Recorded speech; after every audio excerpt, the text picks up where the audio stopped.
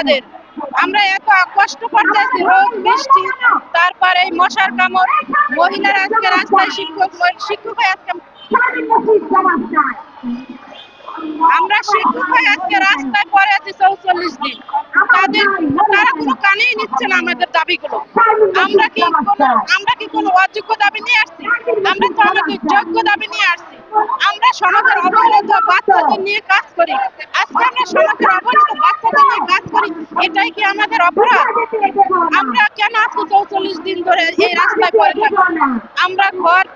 আমাদের ঘর সংসার সবকিছু ছেড়ে আজকে রাস্তায় পড়ে আছি। আমাদের দাবিগুলো কেন মেনে নিচ্ছে না?